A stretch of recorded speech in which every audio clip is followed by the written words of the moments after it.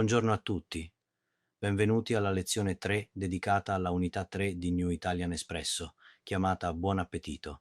Today we are heading to the heart of Italian culture, the restaurant and the bar.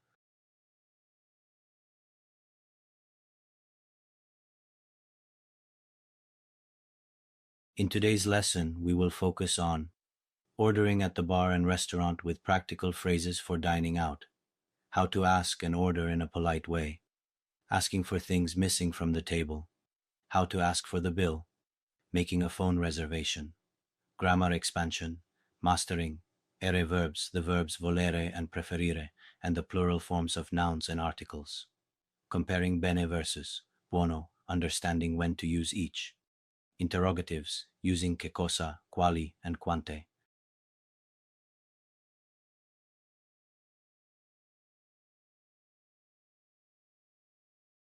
In the last lesson, we learned our first group of verbs, the are family. You remember parlare? Io parlo, tu parli, lui parla. Today, we meet their cousins, the ere family, like prendere. The most important thing to notice is that the io, tu, and noi endings are identical for both groups. The ending changes in the lui, lei, voi, and loro. Please take a look at the table. In lesson 2, we learned that the third person ends in a, lui parla. In lesson 3, we must remember that for ere verbs, it shifts to e, lui prende. The voi form is ate for the our family and ete for the er family. Loro in the our verbs uses ano, while for ere verbs use ono. Prendere is the primary verb used for ordering food and drinks. Io prendo covers both I take and I am taking.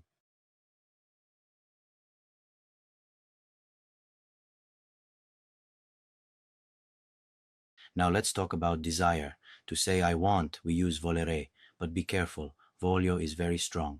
In a restaurant, we prefer to stay polite by saying vorrei. The verb volere, to want, is an irregular verb, meaning it doesn't follow the standard ere patterns we just looked at. It changes its skin entirely in the first three forms.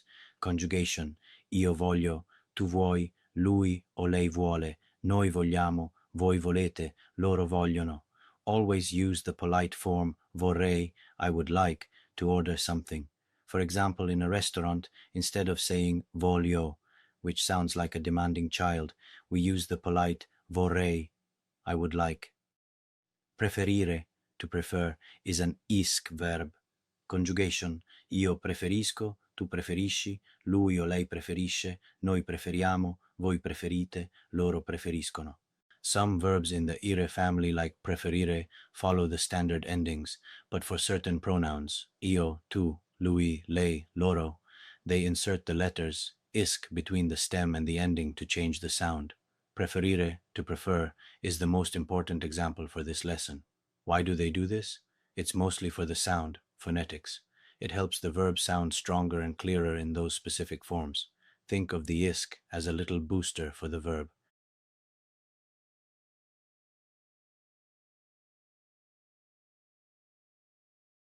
Vediamo adesso il plurale degli articoli e dei sostantivi. In Italian, a noun and its article are inseparable partners. When a noun becomes plural, its bodyguard, the article, must also change its form to match. They must always stay in sync.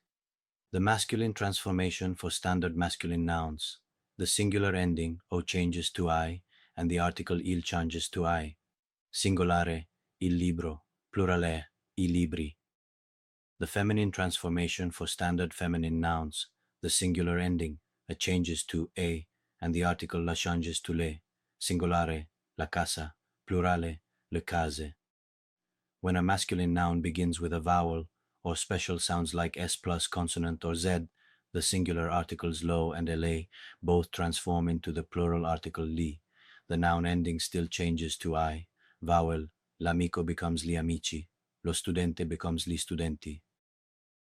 Feminine nouns starting with vowels use ele apostrofo in the singular, but they always use le in the plural. Singular, l'amica plural, le amiche.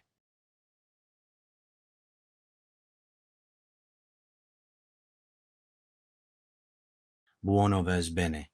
In Italian, it is easy to confuse these two because they both translate to good or well in English, but they play very different roles in a sentence. Buono, the quality taste adjective. We use buono to describe the intrinsic quality or flavor of something. Food, drink. Il caffè è buono. The coffee is tasty. People, character. Lui è un uomo buono. He is a good, kind man. Quality, talent. È un buon film. It's a good movie. Note: if you are describing a physical object like a chair, you usually use bello, how it looks, or comodo, how it feels. Bene, the how adverb. Bene describes the state of being or how an action is performed. It is fixed and never changes. Health, mood. Sto bene, I'm doing well. Ability: parli bene l'italiano, you speak Italian well. Result: il lavoro è fatto bene, the work is done well.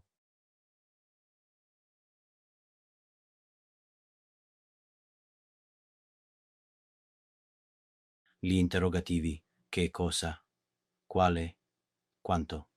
When asking questions in Italian, we use different tools depending on whether we are asking about what, which, or how many. Che cosa, what? This is a fixed tool. It never changes, regardless of what you are asking about. In spoken Italian, you can use the full che cosa, or just che or cosa. Che cosa prendi? What are you having? Che cosa mangiano? What are they eating? Quale, quali, which. This is a partial chameleon. It does not care if a noun is masculine or feminine, but it must change to match the number, singular or plural. Singular: quale panino vuoi? Which sandwich do you want? Plural: quali birre preferite? Which beers do you all prefer? Key rule: use quale for one thing and quali for many. Quanto: how much, how many. This is a full chameleon. It behaves like an adjective, so it must change its hat to match the gender and number of the noun it is describing. Quanto, masculine singular. Quanto caffè bevi? Quanta, femminile singular. Quanta birra bevi? Quanti, masculine plural. Quanti panini prendiamo? Quante, femminile plural. Quante arance volete?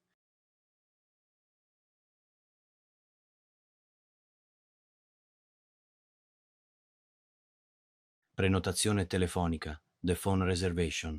Ristorante, da Felice, buonasera. Buonasera, vorrei prenotare un tavolo per stasera per cortesia. Certamente. Per quante persone? Per 4 persone, per favore. E per quale ora? Per le 8:30. Benissimo. A che nome? A nome Rossi. Grazie mille. Grazie a lei. A stasera.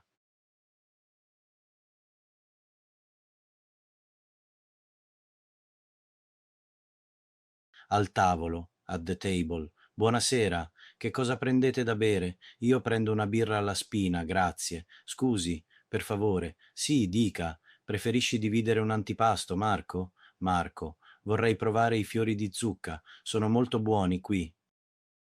Ottima scelta. E come piatti principali quali piatti scegliete? Io prendo gli spaghetti. Certamente. Scusi, manca un bicchiere. Possiamo avere un altro bicchiere, per cortesia? At the end of the dinner. Scusi, possiamo avere il conto, per favore?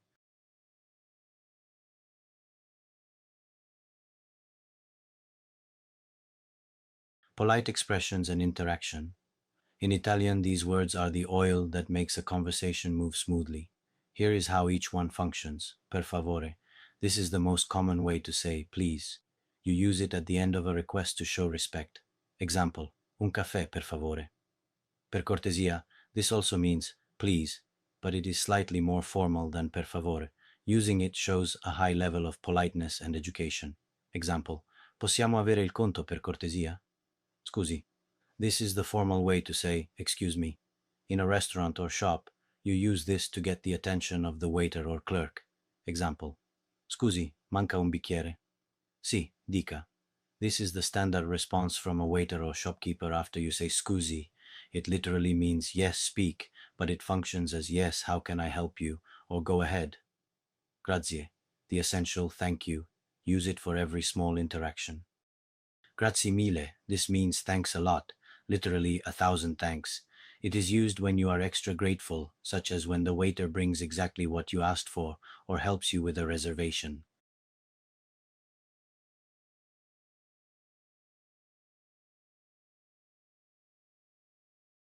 Let's see the summary of our lesson.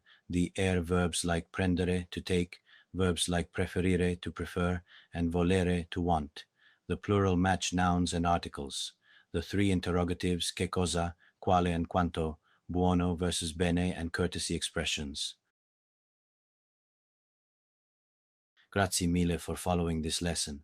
Today we mastered ordering at a restaurant, using plural hats for our nouns, and choosing the right question tools. In the next video, Lesson 4, we will expand your world even further. We will explore the final verb family, learning the regular ire verbs to complete the set, action verbs, mastering essential verbs like andare to go, giocare to play, leggere to read, and the irregular uscire to go out. The rhythm of the week, learning the days of the week and adverbs of frequency like sempre and spesso to describe your daily routine. Preferences, using mi piace and mi piacciono to talk about what you like and love. Asking why, using the interrogative perché to ask for reasons and explanations. If you found this lesson useful and enjoyed learning with these metaphors, please subscribe to the channel. It helps us continue creating these lessons for your Italian journey. Grazie ancora e a presto.